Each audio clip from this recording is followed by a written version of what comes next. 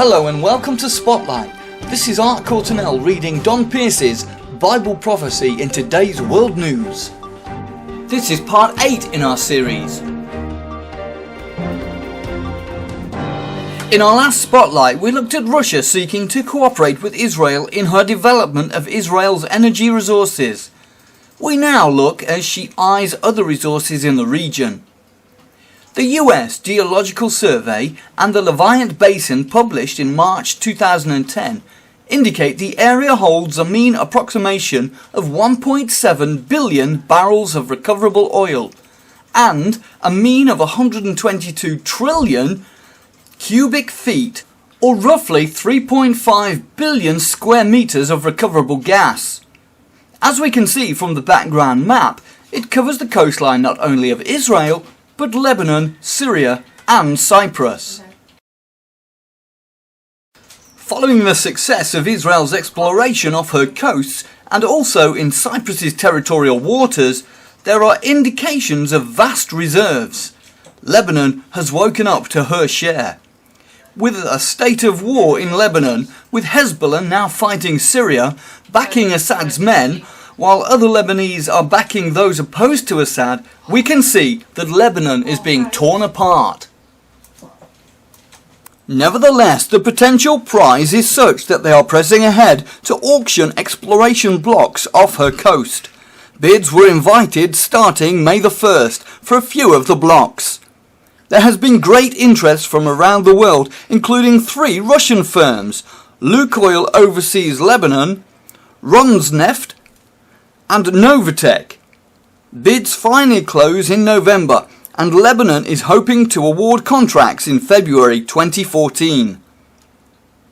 We shall have to wait and see how successful Russia's bids are. There is also the strong likelihood that when the dust dies down in Syria, that there will be gas and even oil to be found off her shores. The original map, which led to this flurry of Eastern Mediterranean exploration, clearly indicates the possibility of Syria having energy wealth. The arrow on the map marks where Tartus is, the port that the Russians have a strong interest in. Control of that port puts Russia in a favourable position to be able to help Syria in some future exploration. Incidentally, Russia announced in mid-February that she was going to start enlargement work at Port Tartus so that it could handle bigger vessels, including aircraft carriers. Russia also announced her intention to have a permanent naval force off the shores of Syria by 2015. In May of this year, she had at least a dozen warships patrolling off the shores of Syria. Clearly, she has plans to be in the area whatever befalls Assad's government. Also in the region is Cyprus, whose maritime borders reaches into the Levant Reserve with huge potential energy reserves, and as the country is in economic difficulties, it needs help in developing her newfound fields. Russia can see the potential. It is interesting that Russia should have such a strong traditional ties with this tiny little island. It is because Cyprus is a tax haven for wealthy individuals, and many wealthy Russians have taken advantage of her low tax rates and no questions asked banking regime. The EU drastic measures that they insisted Cyprus should take to ensure an EU loan has meant that many Russian depositors suffer quite a financial haircut, forfeiting a substantial percentage of their deposits to fund the needed loan.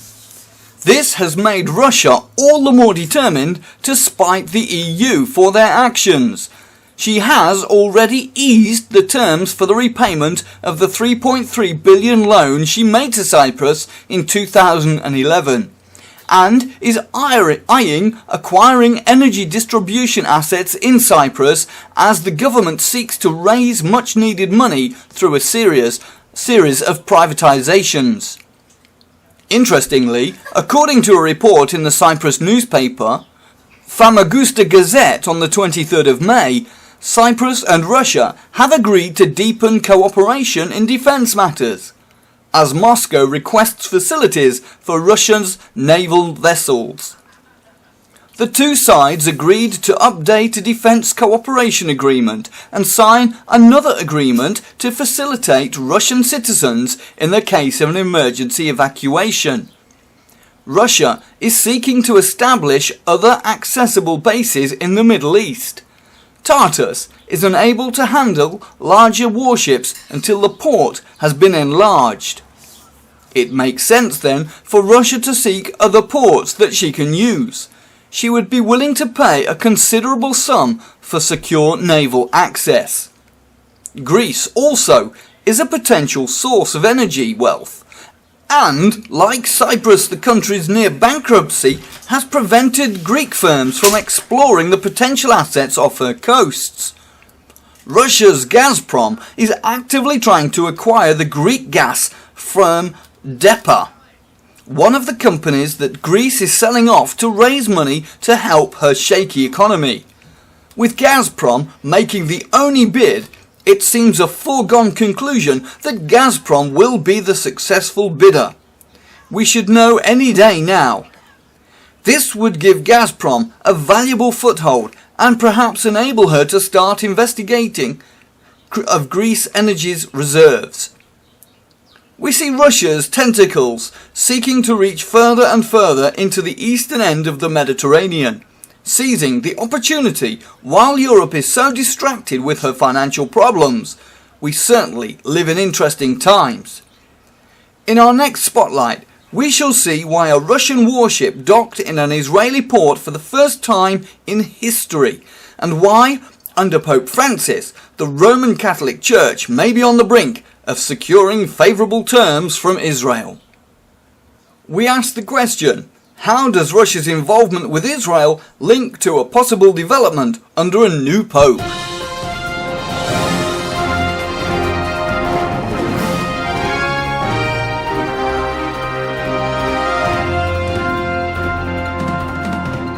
Join us again next time for part 9 in our series, when we consider further how Bible prophecy is being fulfilled by world news today.